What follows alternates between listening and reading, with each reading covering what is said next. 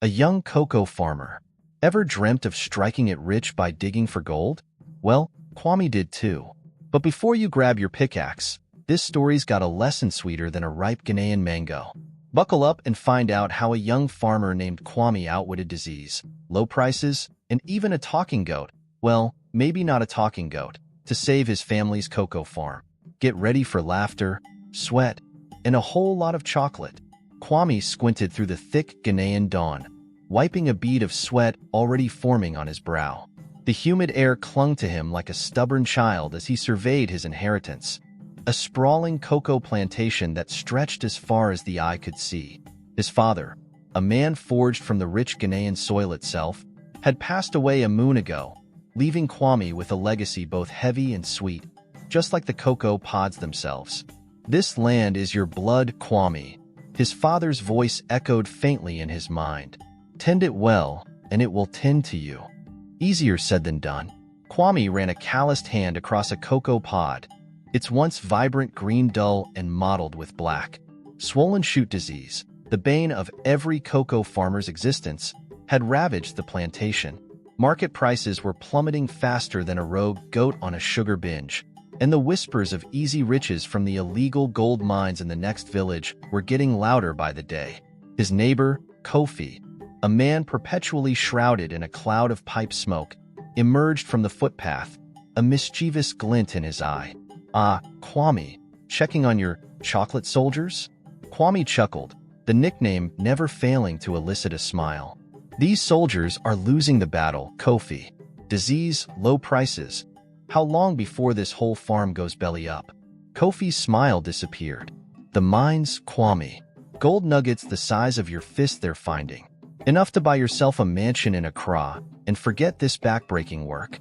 Kwame's heart thumped a frantic rhythm against his ribs. The lure of the mines was undeniable, a siren song promising escape from his predicament. But a nagging voice, his father's, whispered of generations who had nurtured this land, their blood and sweat woven into every cocoa tree. The next few weeks were a blur of indecision. Kwame toiled on the farm, his body heavy with doubt.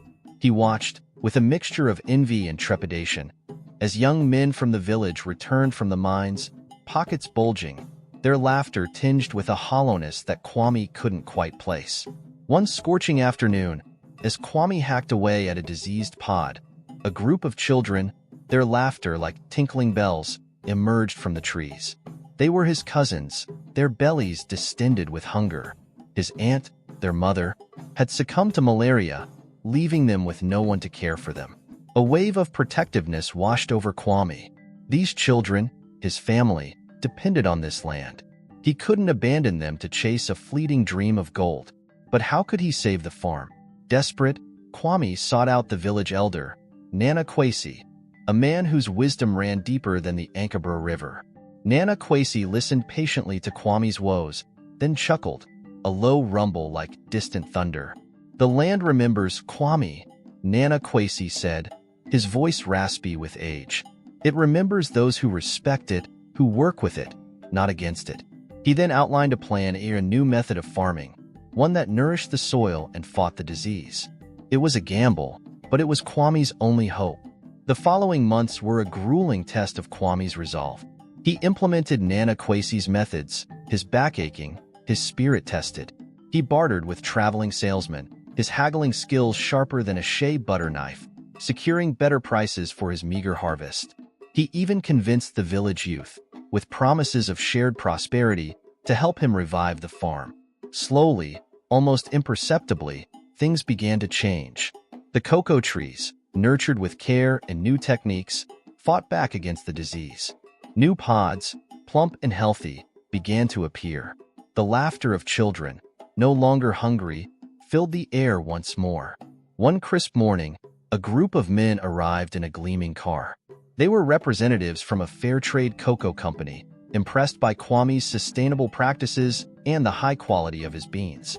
They offered him a price that made Kwame's jaw drop lower than a baboon surprised by a ripe mango.